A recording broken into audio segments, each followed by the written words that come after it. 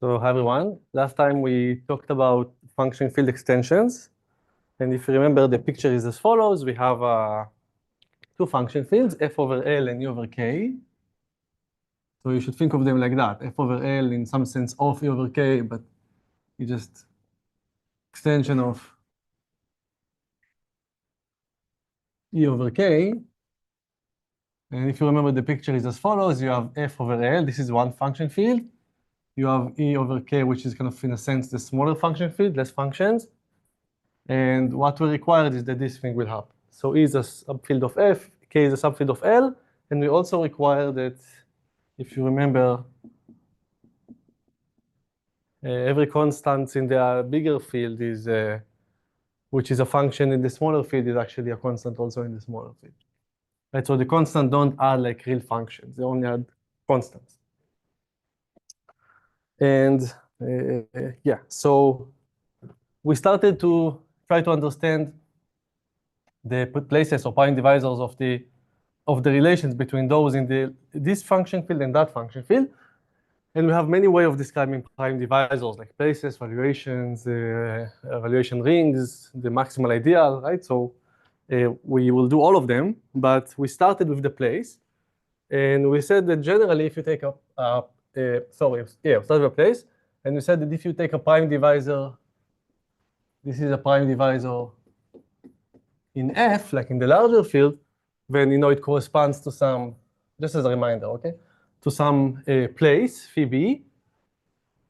Right, I take a function and you output either L or and you output O of that prime divisor. So this is the residue field or infinity. And then we said that we can get from that prime divisor, which lives in the upstairs function field, one in the smaller one by just restricting it to E as a function. And the only problem is that this may be like a trivial on E. We said a place of a function field has to be non-trivial on the function field itself, on the F itself, but it has to be trivial on L. So this may be trivial on E, it can happen. And we are going to show some property, some character, some way of making sure that won't happen. But generally speaking, just assume for now that this is really a non-trivial place on E. This is something here goes to infinity. Then this is a place, and the picture we have in mind is this thing. So if we denote this place that corresponds to this prime divisor that corresponds to the place by P, then we have that, in F over L, you have these prime divisors. In E over K, you have a prime divisor that lies below P. And then we said, let's talk about valuations. And when you talk about valuations, right, if you take the evaluation that corresponds to B, and you restrict it to the smaller field excluding 0, then that's going to be a subgroup of the subgroup that you get from the bigger field, which is Z. And so you know that this thing is a subgroup of Z, so it's either 0 or E times Z for some E larger or equal than 1, right? Because this is what we said last time. VP was chosen to be that valuation out of these with E larger or equal than 1 because we want to have order preserving.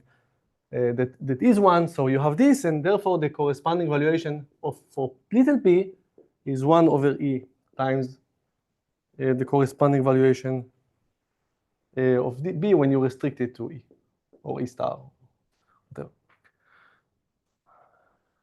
Okay? And that E, which is actually E of the extension, is important. It's called the ramification index.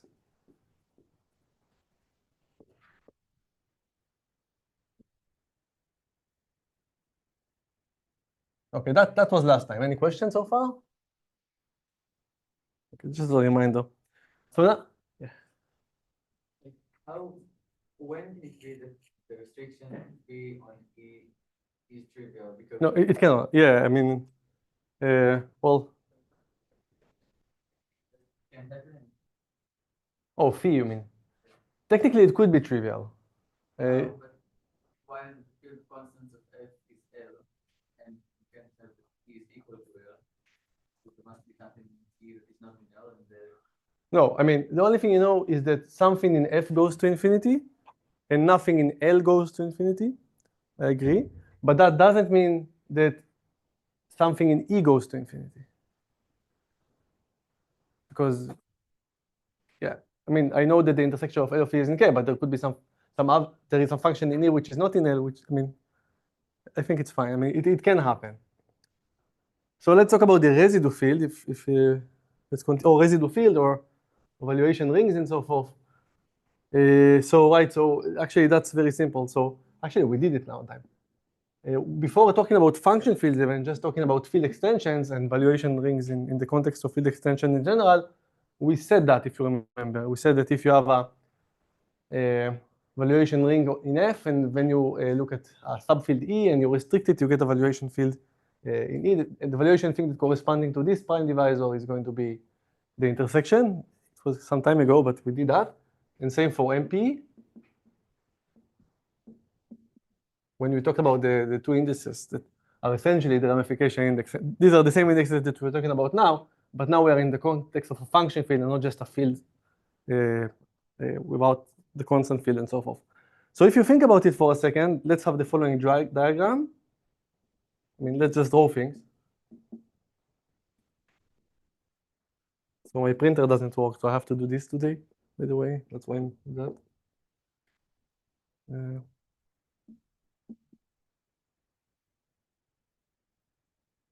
Right, so what you see here, at the bottom line, you have the field of constants of U over K. This is the valuation ring corresponding to little p, and this is the residue field, right?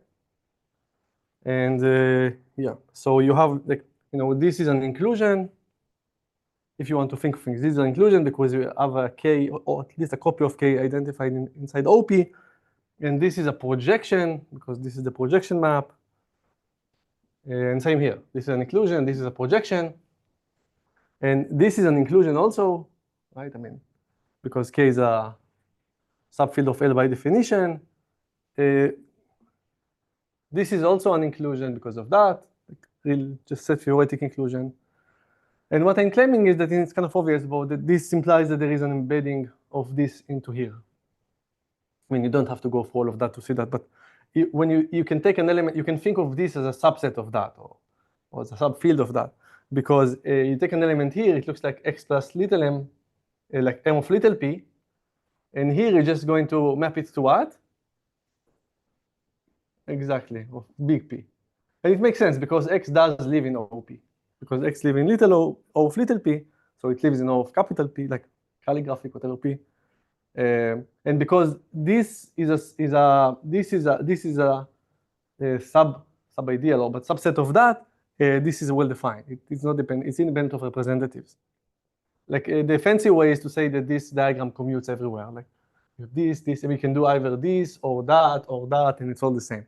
But what I'm really saying is that you can just map any element here to an element here without worrying about being like representative dependent. Okay? There's nothing here really. Just it's a nice picture to have. And actually, I only care for now about the extremes.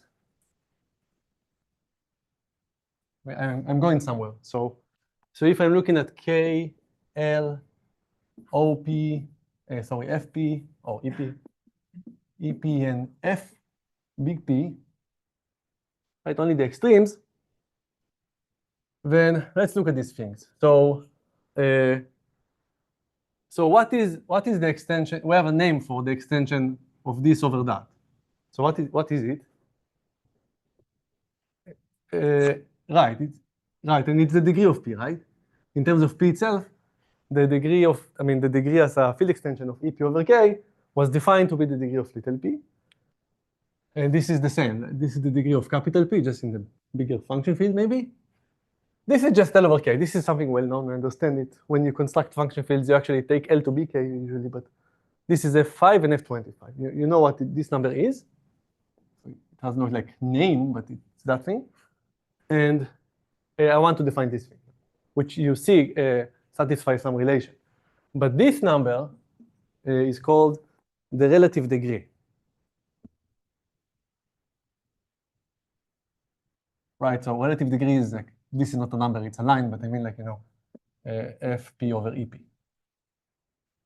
As I said, it is a subfield of that. You can identify it as a subfield of that. And that's the relative degree, and it satisfies, just by this triangle or a square, that you have this relation, which you don't have to remember or anything, but just let's spell it out explicitly, right? Because this extension times the degree of capital P, you can go like that, the degree of small p and times that new thing that we defined. Okay? That's going to be an important parameter. This E that we had, the ramification index, and this F, which is the relative degree. So it's like how bigger is the residue field of P, capital P, with respect to little p. Right? That's what it is. Then that's an important number for us. And by the way, this is true also if something here is infinite, but nothing will be infinite in our case. Of course, because if one of them is infinite, then if this is infinite, that has to be infinite. So one of them has to be infinite. And these two are always finite, because we proved that. So these are always finite. So if this is infinite, and vice versa. So it actually holds true even with the infinite equals infinity case, but we don't need that. Right, so to recap, when you have a place, you have two function fields, one on the top, one on the bottom. You can take a prime divisor. Sometimes it's just a place by accident, but it's the same thing. You take a prime divisor in the larger function field, and it induces a prime divisor in the lower function field. And we understand much of it. So we know that the valuation as a valuation, like the prime as a valuation, is just some, maybe, so this was like an onto valuation to Z by definition. VP, little p is also a onto valuation by definition. But if you ask, if I restrict this, what is the relation to V of little p, then it's just going to be some multiple of that, maybe 5 times that. And that 5 is E. That's the E of the extension. Good.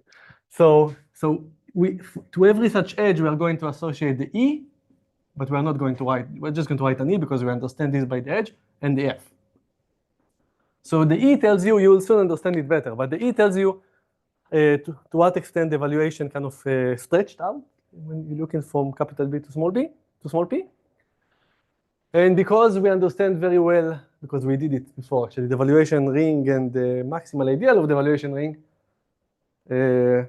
because of that, we actually know that EP is embedded in FP.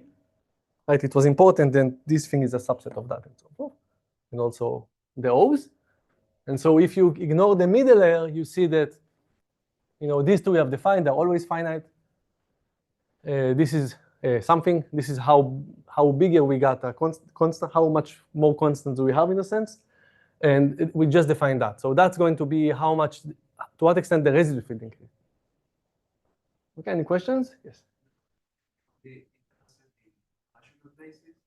No, that's a good. I mean, for the codes, you're right. For codes, we're interested only in rational places. But as you'll see today, you can't escape the non-rational ones.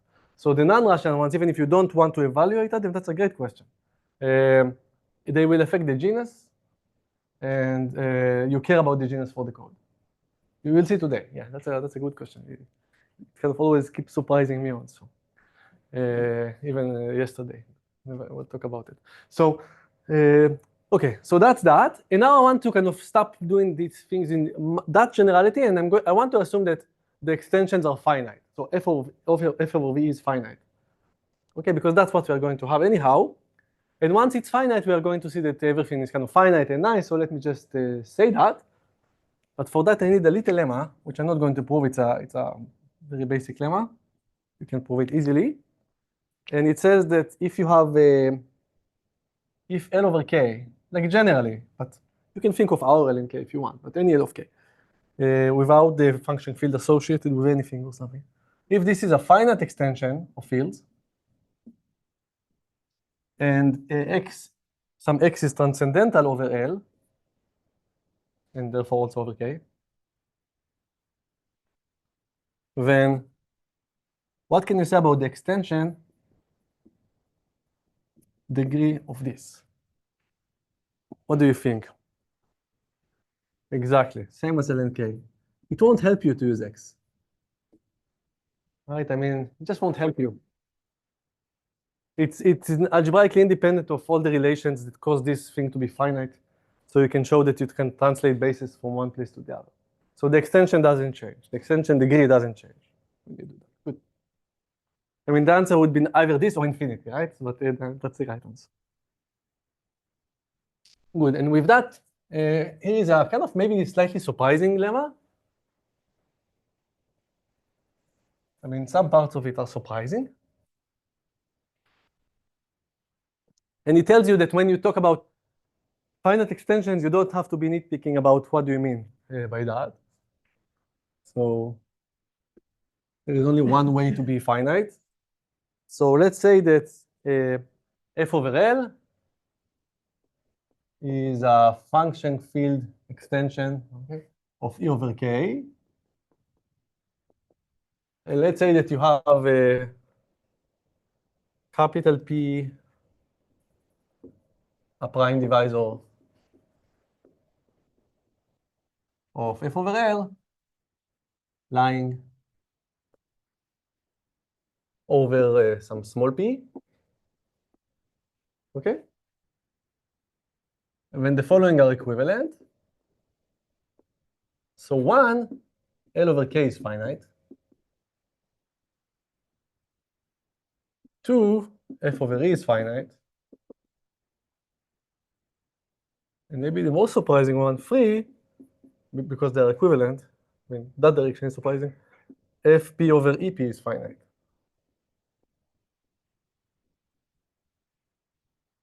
Okay, so what I'm saying is that, we have this picture. We have f over L, E over K, like that.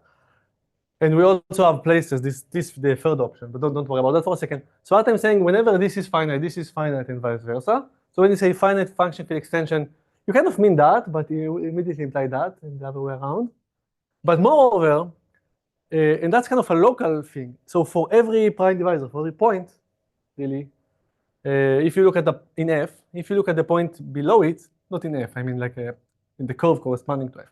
If you look at the point below it, then that's going to be finite. I mean, that makes sense. But once there is one point for which this is finite, everything here is also finite. So that's now very local, right? That's looking at a point and saying, there are only finitely many, the extension is only finite. It's kind of surprising that it implies that all the function fields in all points and so forth is also finite. Kind of weird. There is some like a synchronization between all the points. Okay, but the statement is clear? Or is the statement clear? The statement is clear. When I ask it like that, it means like I kind of want the answer to be yes, and I don't mean that, it's just my English. So let's prove this thing.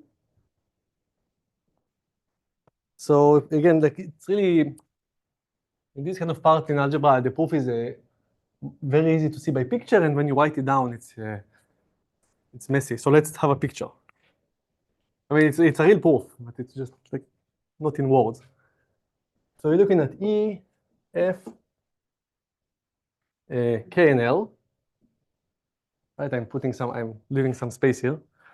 And what I'm saying is that take X in E, which is not in K. Okay, I mean, we know that a function field has a transcendental element.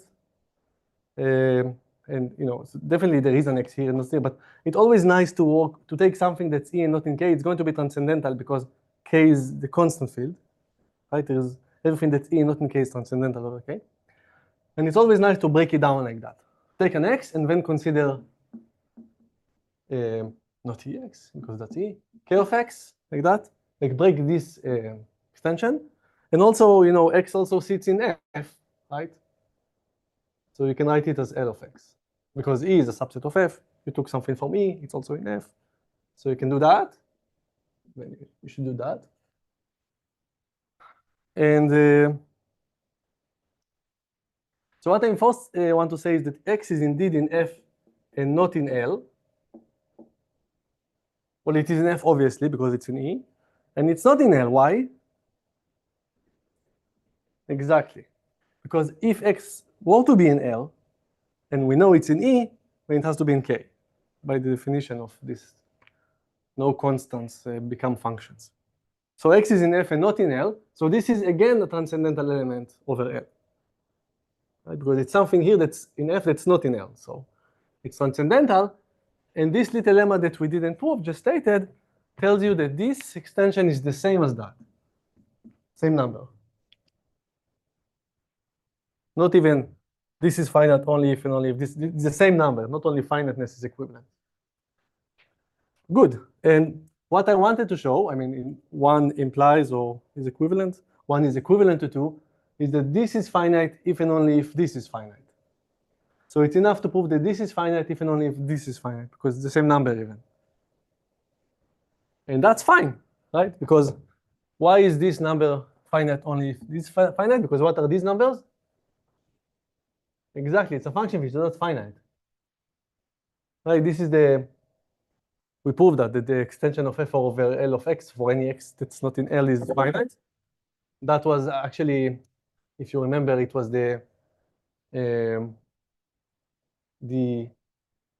so they like how many poles or how many zeros counted correctly x has. So that's what we first prove it's finite. So this is finite and this is finite. So therefore, this is finite if and only if this is finite. Because you can either go like this or like that, you get the same number. So if one of them was, if this is infinite and this is finite, you'll get contradiction to finite being infinite. So you see, if you write it down, it's kind of annoying. It's written down, but when you just draw the picture, when it makes more sense. Very good. So that implies, that is equivalent to that. I think that's also, it's from here. Yeah, good. So that's from here, because again, so this is a number. This is 1, like the number that is finite if and only if 1 is true. And this is 3, and these two are finite. That is something we prove. The degree is always finite. So this is finite if and only if this is finite, because these two are finite. So this times that equals this times that, and so they have to be finite or infinite together. For the same reason. And I think that's enough, right? Yeah. Okay, good. Logic, like. Oh, sorry. And I should say, by the way, that the same is true if you replace everything by algebraic. I don't need this, but if you'll ever need this in your life, you can do that. Okay, it's kind of the same proof, but not exactly. Actually, you'll see now where I'm doing something like that, and you can immediately see how you can kind of not generalize, but like prove this for the algebraic setting also. But you need only the finite one. So the next thing I want to say, okay, no, I mean, by that lemma, now when I'm going to say f over L is a finite extension of f over k, I mean all of these together. Like f over E is a finite extension, or L over k is a finite, it's all the same. But usually I'm thinking of f over E in my mind. Okay? It's not the same number, by the way, of course. It's just finite together. This will usually be 1 in codes that we'll construct, and that's just going to be finite. But they're all finite together. Yeah. So now I'm ready to disclaim that takes back the don't worry about the place being trivial on E. So that comes now.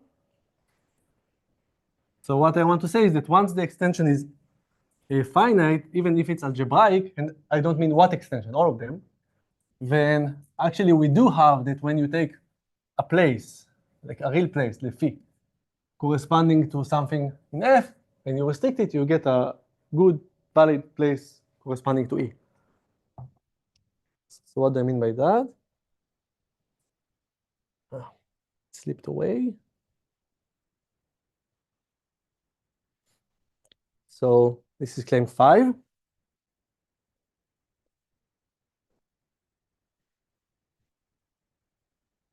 So let's say that f over E is algebraic extension.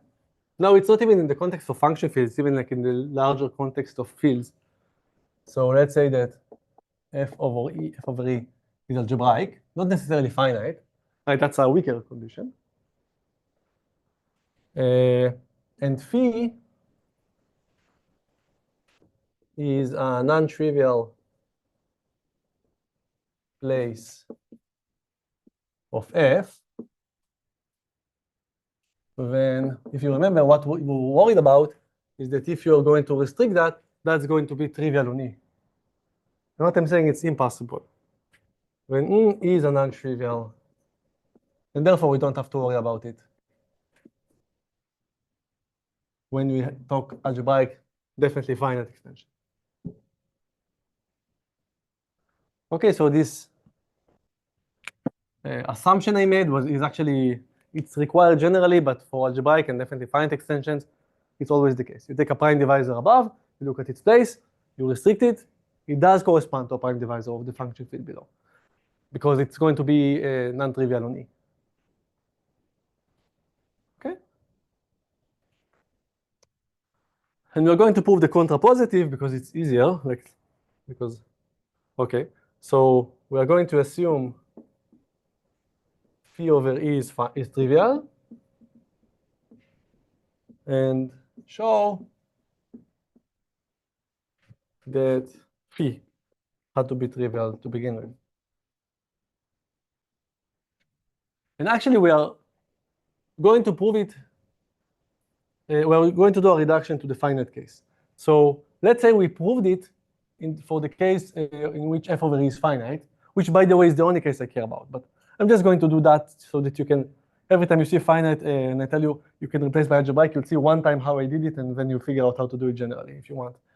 But I'm going to assume for a second that I prove that for finite extensions and show why does it imply it for algebraic extensions, and then I'm going to prove it for finite extensions. So say we did that. Say we proved that assuming f over e is finite,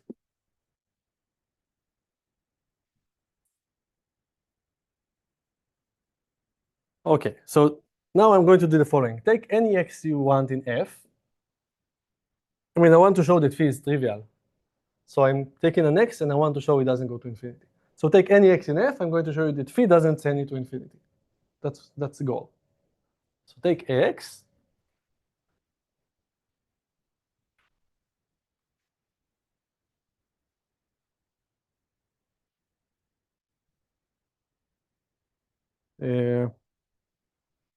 So the thing is that, x is algebraic over e, because f over e is algebraic. So every element in f over e is algebraic. And so what can you say about this extension? It's finite, exactly. So it's kind of a local thing. I want to prove something for x. Maybe f is very big. It's an infinite extension with many algebraic objects there. But now I'm taking an x, and I'm fixated on proving that phi of x is 0. So I'm just taking this x, and I don't care about what happens outside of e and x. So when I do that, this is finite, because the extension is the degree of the minimal polynomial of x. So this is finite, and then I can use what I assume that I know already. So, since I'm assuming that phi of e is trivial, right, this is my assumption. I'm assuming phi restricted to e is trivial, and I want to show that phi is trivial. So this means that phi restricted to e, of x is not infinity.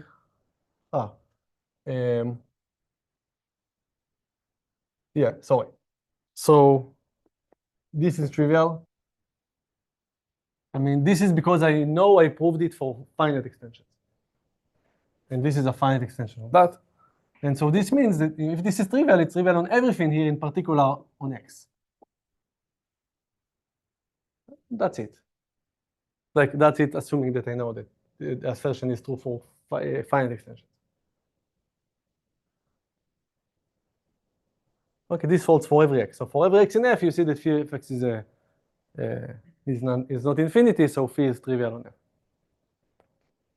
But of course, I need to prove it for the finite case. So assume that was the reduction, but let's do it in general. So assume f over e is finite. And the way to go here is to look at the corresponding valuations. So it's a dance. You have to know where to look at the phi's or the v's or the o's or the m's. Sometimes you can choose. Sometimes, I mean, always you can. It's equivalent, but sometimes it's easier to do one other than the other and so forth. So let v be a valuation or the evaluation, or okay, corresponding to phi. Right. So now you're looking at a finite extension. Now I want to prove that this is true for finite extension. You took a phi which is trivial on E and you want to prove it's trivial on F. So you look at the corresponding valuation, not looking specifically at the place.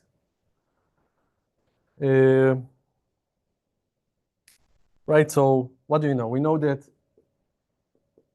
so what do you know about the relation between, I mean, V is a valuation of F, E is a subset, so you can apply it to E also. And what do you know about these groups? Right, yeah, if these were function fields, or yeah, maybe also in general, but are you looking for something less? Just that, you're right, but just that's a subgroup of that, and that's 0, because I'm assuming that phi is trivial on E. So nothing goes to infinity, right? There's nothing that goes to infinity. So this means that nothing here is mapped to negative, right? Nothing here goes to something which is negative, strictly negative. And I wrote 0 because this is closed on the inverses. So if something here goes to something positive, when its inverse goes to something negative, and nothing goes to something negative. So everything here has to be mapped by V to 0. Right? I mean, phi is trivial on E star, or on E, which means that everything is well defined. So this is always, for every element here, this is always larger than 0. So, but I wrote equals 0. So what I'm doing here is a slightly bigger next step, that I'm saying this is closed under a product because it's a field. I mean, it's the multiplicative group. So if something here is mapped by V to something which is strictly positive, some other thing, 1 over that, is mapped to something which is strictly negative, which is impossible. So actually everything here has to go to 0. Okay?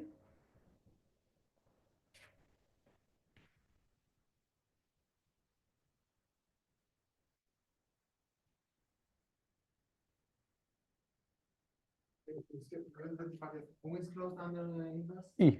E. Yeah, but that's, Yeah. Good. But if you remember, Tomer really proved, I always use that, but Tomer proved that if you multiply this by something, which I don't need now, it's always smaller than the extension, field extension, right? And that's finite per our assumption. Now we're assuming that f over e is finite and you want to do something. So this means that this is finite. In particular, because this is 0, this is finite. That's actually the size of this group. This is 0, so this is finite. I mean, this group is finite because it's a finite extension of the 0 group, like the trivial group. But we already saw that, but we proved that, if you remember, unless you are the 0 group, every element has infinite order in an ordered group, because you can't have cycles. It just doesn't give you an order when you have cycles. So we proved that in particular, the only finite ordered group is 0. So phi is trivial.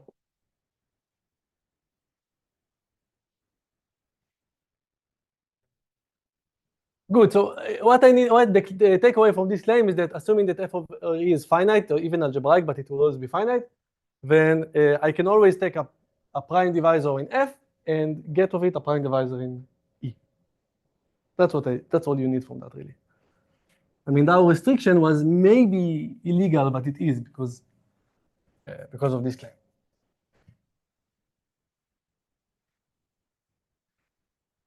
And maybe I should say one more thing before we, maybe I'll put it as a lemma, but I'm not even going to really write it because the picture, this lemma is even stated as a picture better than proved as a picture. So now if you have like a function field and another function field and another function field, I'm running out of letters, so I'm using tags like that. And we said that, and everything is finite, or algebraic at least. So that we know that if you take a place here, all of them are algebraic. I mean, this over that is algebraic, and this over that is algebraic, which is the same as saying that f prime over f or l prime over l and so forth are algebraic. That we didn't prove, but same as what we proved.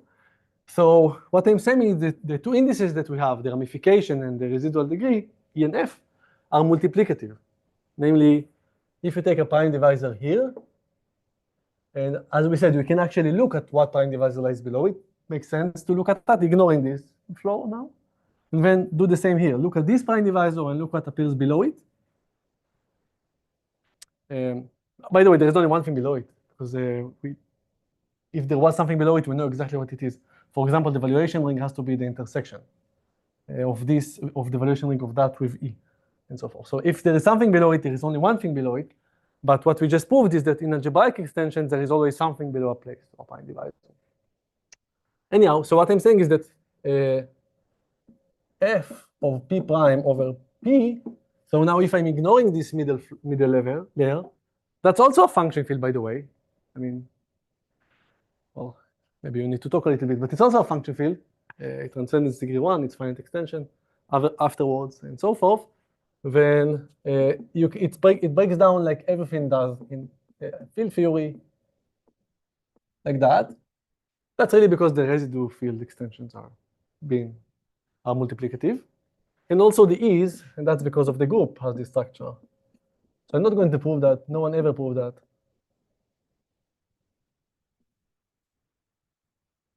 Okay, but that's something that we know. If you think about it for a second, it's obvious.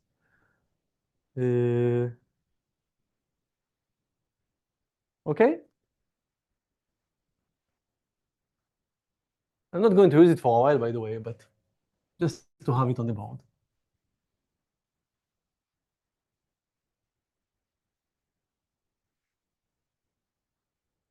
Okay, so one bit of notation, also maybe I'll put it here.